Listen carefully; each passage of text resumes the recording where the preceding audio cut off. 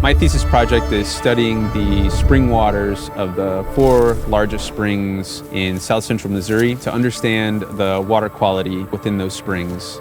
Something that motivated me to attend Missouri State University was the outdoors. It's within the Ozarks. And so I get to study hard and I get to play hard.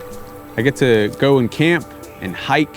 Working at the Missouri Geological Survey, it gave me the ability to work as a geologist, essentially.